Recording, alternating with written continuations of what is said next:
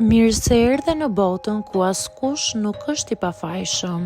Sekrete shqiptare, vendi ku rrëfimet më të thella, më të ndaluara dhe më të pathëna të shqiptarëve marrin zë. Na bëni subscribe për histori të ndryshme.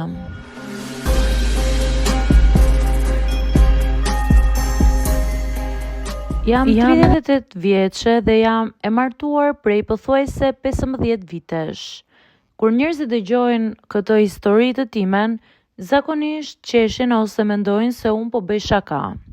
Disa mendojnë se është thjesht një mënyrë për të tallur burrin tim, por e vërteta është më e thellë se kaq.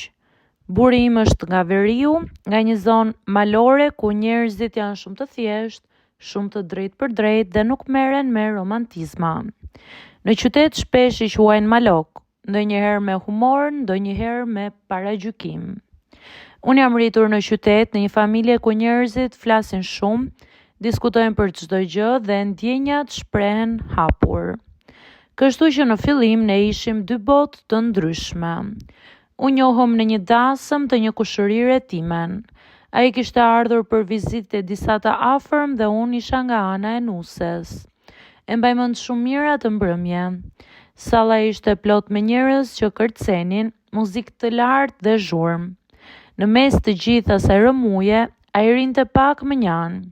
Ishte i gjatë me një fytyrë serioze dhe fliste shumë pak. Nuk e di pse, por më bëri menjëherë përshtypje. Ndryshe nga djemtë e tjerë që përpiqeshin të bënin humor dhe të binin në sy, ai dukej sikur nuk kishte nevojë të provonte asgjë. Më vonë, gjatë mbrëmjes filluam të flisnim. Biseda jonë ishte e thjeshtë. Ai më pyeti për punën time, për familjen dhe për qytetin ku jetoja. Nuk ishte shumë i fjalëve, por kishte një mënyrë të qetë për të folur, gjë që të bënte ta dëgjoje me vëmendje. Pas asaj nate filluam të takoheshim her pas here. Në fillim gjithçka ishte e bukur dhe e re. Më pëlqente mënyra e tij e thjeshtë për të parë jetën. Ai nuk merrej me drama të kota dhe gjithmonë dukej i sigurt në veten e tij. Kur u martuam, mendova se do të ndërtonim një jetë të qetë bashk. Në shumë mënyra, kështu ndodhi. Ai është një burr shumë punëtor. Çdo mëngjes zgjohet herët dhe shkon në punë pa u ankuar. Në shtëpi gjithmonë përpiqet të rregullojë çdo gjë që prishet. Nëse prishet një rubinet, ai e rregullon. Nëse duhet bërë ndonjë punë e rëndë në shtëpi, ai e bën pa pritur që t'ia kërkosh. Por me kalimin e viteve, fillova të kuptoj diçka për karakterin e tij. Ai nuk është njëri që shpreh shumë emocione. Në fillim nuk më shqetësonte. Mendova se ishte thjesht turp ose mënyra si ishte rritur. Por me kalimin e kohës, fillova të ndjej një distancë që rritet mes nesh. Unë jam një person që më pëlqen afërsia. Më pëlqen të flasim gjatë, të bëjmë shaka, të kalojmë kohë bashkë në mënyrë të ngrohtë. Ai është shumë i heshtur. Shpesh kur përpiqem të hap një temë bisede të gjatë, ai përpiqet të përgjigjet me 2 fjali dhe për tema që janë tepër të shtjelluara. Një herë i thash me shaka: "Ti flet sa për 3 minuta në ditë." Ai qeshi dhe më tha: "Po çfarë ka për të folur kaq shumë?" Në fillim qesha, por me kalimin e viteve fillova të ndjej se diçka mes nesh po ftohej. Ai është një burr i mirë, këtë nuk e mohoj. Nuk është nga ata që dalin natën pa arsye.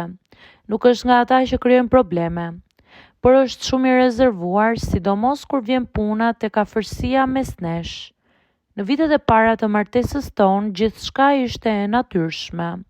Kishte më shumë afërsi, më shumë spontanitet. Por me kalimin e kohës fillova të ndjej se dëshira ime për atë po zvogëlohej. Nuk ndodhi me një herë, ishte diçka që erdhi ngadalë. Ndonjëherë është mënyra si sillet gjatë ditës. Ndonjëherë është fakti që nuk ka asnjë lloj romantizmi mes nesh. Nuk ka surpriza, nuk ka fjalë të bukura, nuk ka momente që të bëjnë të ndihesh e dëshiruar. Me kalimin e kohës fillova të them me humor një shprehje që tani e përdor shpesh: "E kam burrin malok dhe nuk madhez." Njerëzit qeshin kur e them këtë, mendojnë se unë po bëj shaka, por në të vërtetë ajo fjali shpesh herë fsheh një ndjenjë që e kanë shumë gra pas. pas shumë viteve martesë. Për mua nuk është vetëm çështje fizike, është mënyra si ndihem gjatë ditës. Nëse nuk ndjej afërsi, nëse nuk ndjej që ai më sheh ende si grua, atëherë është e vështirë të ndjej dëshirë në shtrat. Një mbrëmje po rinim në divan duke parë televizor. Ai ishte i qetë si gjithmonë dhe unë po mendoja për të gjitha këto gjëra. Papritur e pyeta: "Ti mendon ndonjëherë që jemi bërë shumë të mërzitshëm?" Ai më pa dhe më tha: "Si të mërzitshëm?" "Pra, si dy njerëz që thjesht jetojnë në të njëjtën shtëpi." Ai mendoi për disa sekonda dhe më tha: "Po kështu është jeta." Kjo është mënyra e tij për të parë botën. Gjërat janë të thjeshta, ndërsa për mua ndonjëherë nuk janë aq të thjeshta. Megjithatë, pavarësisht gjithë këtyre mendimeve, ne vazhdojmë jetën tonë bashkë, sepse jeta nuk është gjithmonë si në filma. Nuk është gjithmonë plot emocione dhe pasion.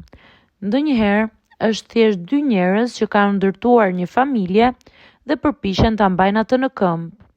Dhe kështu vazhdoj edhe unë. Ndonjëherë ngacmoj me humor dhe i them: "Ti je shumë alok, prandaj nuk madhez." Ai qesh dhe tund kokën.